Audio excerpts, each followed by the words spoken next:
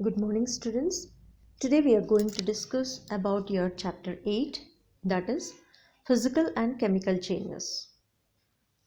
भौतिक एंड रासायनिक परिवर्तन कैसे होगा, that means physical externally and internally changes कैसे होगा, हम लोग उसके बारे में इस चैप्टर में पढ़ेंगे. सो प्योर सब्सटेंसेस मीन्स शुद्ध पदार्थ जो है, a substance which contains only one kind of atoms और मॉलिक्यूल्स. एंड जिस पदार्थ में, जिस सब्सटेंस में एक ही प्रकार का एटम्स है तो या मॉलिक्यूल्स है तो हम लोग उन पदार्थ को या उन सब्सटेंसेस को प्योर सब्सटेंसेस कहते हैं. नो प्रॉपर्टीज ऑफ सब्सटेंसेस, उनका गुण पढ़ लिया तो फिजिकल प्रॉपर्टीज़ भी है एंड केमिकल प्रॉपर्टीज़ भी है. लाइक फिजिकल प्रॉपर्टीज़ मीन्स हम लोग जो एक्सटर्नली देख सकते हैं, साइज़ देख सकते हैं, हम लोग कलर देख सकते हैं किसी सब्सटेंस का, एंड शेप भी देख सकते हैं, स्मेल भी देख सकते हैं, एंड फिजिकल स्टेट भी देख सकते हैं. तो ये सारे जो हम लोग एक्सटर्नली देख सकते हैं उन चीज़ों को हम लोग फिजिकल प्रॉपर्टीज़ बोलेंगे. एंड केमिकल प्रॉपर्टीज़ मीन्स अंदर का जो internally made up of chemical compound जो है उसको केमिकल प्रॉपर्टीज़ बोलेंगे. Such as behaviour towards chemicals, तो किसी और पदार्थ के साथ ये जो अंदर का केमिकल सब्सटेंस जो है वो कैसे रिएक्शन होगा या कैसे वो बिहेवियर शो करेगा, तो उसको, उस परिवर्तन को या उस चीज़ को, उस बिहेवियर को हम लोग केमिकल प्रॉपर्टी बोलेंगे. Now, depending on the physical and chemical properties, there are two changes, physical and chemical changes. तो ये आधार करके इस फिज़िकल एंड केमिकल प्रॉपर्टीज़ को लेके फिज़िकल एंड केमिकल चेंजेस में डिवाइड किया है. First one, physical changes. तो what are physical changes? Physical changes are nothing but when physical properties only affected and no new substances formed, these are known as physical changes. Physical changes मतलब जिस पदार्थ में, जिस substances में only physical properties, that means size हो या smell हो या शेप हो, उसमें बदलाव आए तो, एंड ऑल्सो कोई नया पदार्थ नहीं फॉर्म होता या उत्पन्न नहीं होता, प्रोड्यूस नहीं करेंगे हम लोग, तो उस टाइम उस चेंज को हम लोग फिज़िकल चेंज बोलते हैं. नॉट ओनली दैट, अंदर का जो केमिकल कॉम्पाउंड है या केमिकल कॉम्पोजिशन जो है वो चेंज नहीं होगा. एंड अंदर कैसे बना है, एटम्स या मॉलिक्यूल से बना है हर एक पदार्थ, एंड उस एटम्स का जो नेचर है वो वैसे कि वैसे ही रहेगा, उसका डिस्टर्बेंस बिल्कुल नहीं होगा. तब हम लोग फिज़िकल चेंज बोलेंगे उस चीज़ को. Again I am repeating, physical change means physical properties like size, shape, colour या फिज़िकल स्टेट में चेंज हुआ तो उसको हम लोग फिज़िकल चेंज बोलेंगे. दैट मीन्स केमिकल कॉम्पाउंड बिल्कुल चेंज नहीं होगा, अंदर का जो मॉलिक्यूलर स्ट्रक्चर है वो चेंज नहीं होगा, एंड नो न्यू सब्सटेंस, नया जो पदार्थ नहीं बनेगा, उस चेंज को हम लोग फिज़िकल चेंज बोलेंगे. एग्जाम्पल, मेल्टिंग ऑफ वैक्स या बटर. अगर हम लोग बटर को पिघलाए तो हम लोग देख सकते हैं वो तेल बन जाएगा, लेकिन इसका मतलब ये नहीं कि उसका अंदर जो केमिकल स्ट्रक्चर है वो बदला है, वो बिल्कुल नहीं बदलेगा, वो वैसे कि वैसा ही है. That's why it is known as physical change. And not only that, so many examples are there in our daily life. Dissolving sugar भी, या सॉल्ट या शुगर जो है वो हम लोग पानी में गुलाए तो क्या होगा, घुल जाता है आराम से, एंड घुलने के बाद वो जो है वो लिक्विड में कन्वर्ट हो जाएगा, सॉलिड जो है, लेकिन दैट मीन्स केमिकल कॉम्पाउंड जो है वो तो बदलेगा नहीं, ओनली फिजिकल स्टेट बदलेगा. So that's why this is chemical change. And not only that, precipitation in the form of, जैसे बारिश का बूंदे पड़ते हैं हमें, हम देख सकते हैं. एंड इवॉपरेशन, जो लिक्विड से गैसियस स्टेट में बदलना, and condensation, again liquid to gas to liquid, and sublimation is nothing but direct जो सॉलिड से अगर गैसियस स्टेट में पहुंच गए तो वो सब्लिमेशन बोलेंगे. ये सारी चीज़ हम लोग फिजिकल चेंजेस में पढ़ सकते हैं, एग्जाम्पल्स है ये सब. सो दैट मीन्स इसमें केमिकल कॉम्पाउंड जो है, केमिकल नेचर जो है वो कुछ बदलाव नहीं हो रही. That's why this are known as physical changes.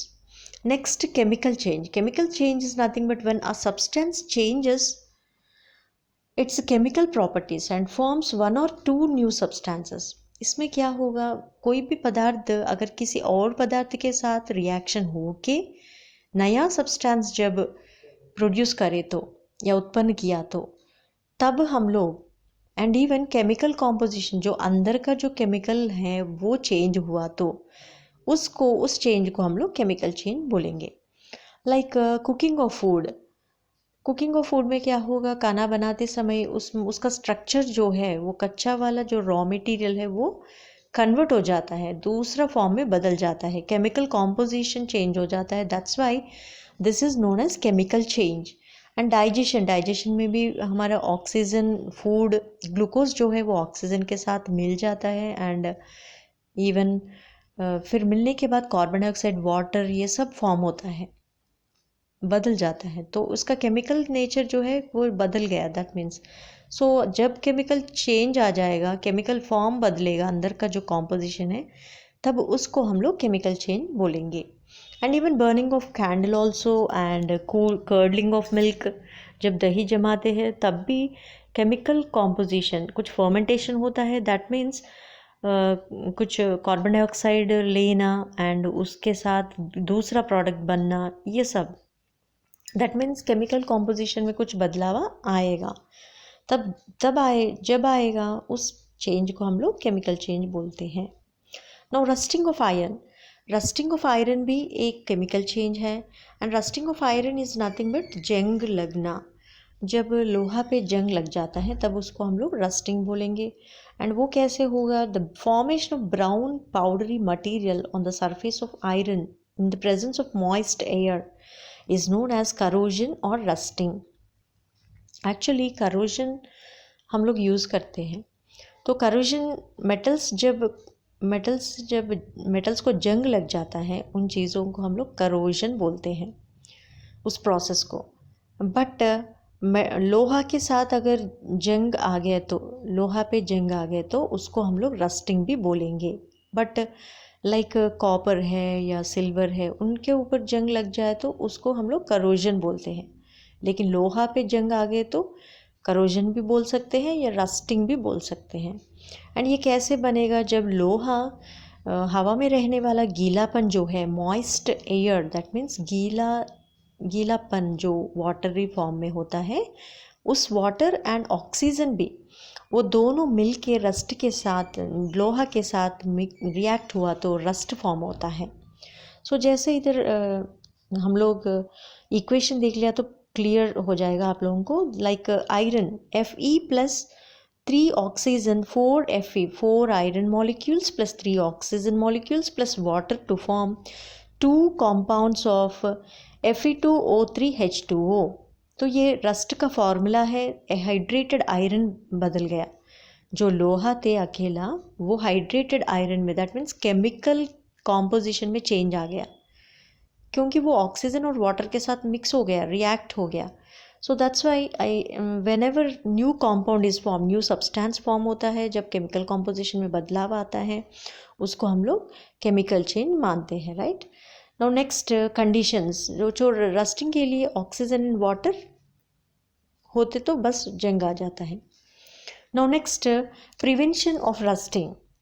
तो प्रिवेंशन कैसे करेंगे फिर, रस्टिंग को, जंग से बचाना है हम लोग लोहा को या कोई भी मेटल को, तो कैसे बचाएंगे, by coating oils and grease उसके ऊपर कोटिंग लगा के, तेल से या ग्रीस से, या not only that by painting, even हम लोग पेंटिंग भी कर सकते हैं, पेंटिंग करके भी हम लोग लोहा को बचा सकते हैं जंग से। And not only that by galvanization means what, एक जिंक लेयर, एक पतला सा थिन लेयर जिंक का कोटिंग करते हैं लोहा के ऊपर कि जंग से बचने के लिए, उस प्रोसेस को हम लोग गैल्वनाइजेशन बोलते हैं। And by electroplating method, electroplating में क्या है कि इलेक्ट्रिसिटी के मदद से, इलेक्ट्रोलाइसिस प्रोसेस के मदद से करंट को यूज़ करके, निकल और क्रोमियम ये दोनों भी मेटल्स हैं, इन दोनों मेटल्स में से कोई भी एक या दोनों मेटल्स को पतला सा लेयर लोहा के ऊपर लगाते हैं या डालते हैं, तो उसको हम लोग इलेक्ट्रोप्लेटिंग बोलते हैं, और ये भी रस्टिंग से बचाने के लिए, रस्ट से बचाने के लिए लोहा पे डालते हैं, करते हैं।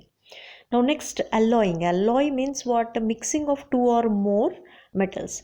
अगर दो तीन मेटल्स को मिक्स करके कुछ चीज़ें बनाए तो उसको एलॉय बोलते हैं। एंड एलॉइंग करने से भी अगर लोहा के साथ निकल, क्रोमियम ऐसे चीज़ें मिला के कुछ चीज़ें बन गए तो उसमें जंग लगना कम हो जाएगा।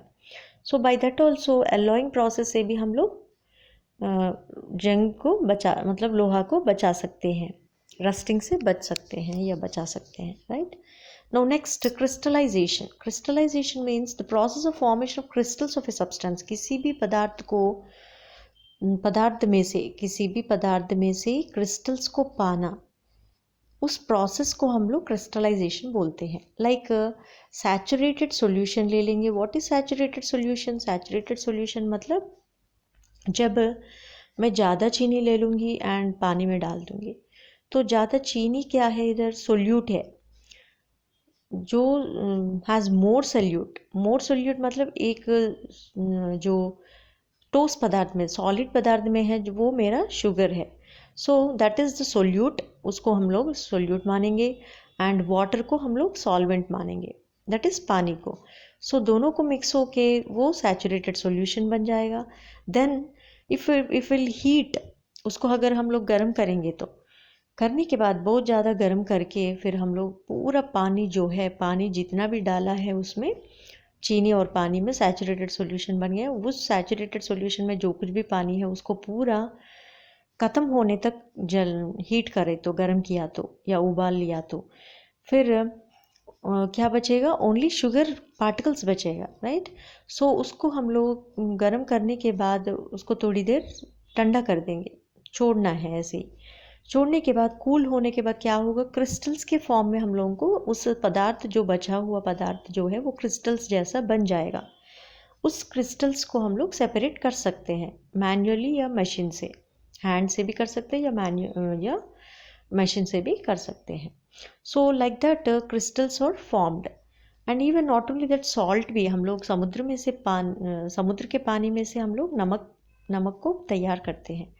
तो कैसे? वो नमकीन पानी जो है उसको लेके एक शैलो तालाब में, दैट मीन्स ज़्यादा गहरा नहीं, वो थोड़ा बहुत शैलो होता है वो तालाब जो है, एंड उसमें हम लोग नमकीन पानी डालेंगे, एंड धूप के टेम्परेचर से, हीट से, गर्माहट या तापमान जो हीट सनलाइट में होता है, उस रोशनी से, सनलाइट की मदद से, धूप से उसको अच्छा सा सुखाएंगे, तो समुद्र के पानी को, नमकीन पानी को। तो सुखाने के बाद, बहुत दिनों के बाद, सूखते सूखते वो पानी पूरा निकल जाएगा। फिर बचा हुआ पदार्थ जो है सॉल्ट बन जाएगा, and that salt is known as nothing but the crystals will be formed. Crystals के रूप में हम लोग देख सकते हैं उस सॉल्ट को, नमक को, एंड उस प्रोसेस को हम लोग क्रिस्टलाइजेशन बोलते हैं। That is nothing but formation of the process of formation of crystals.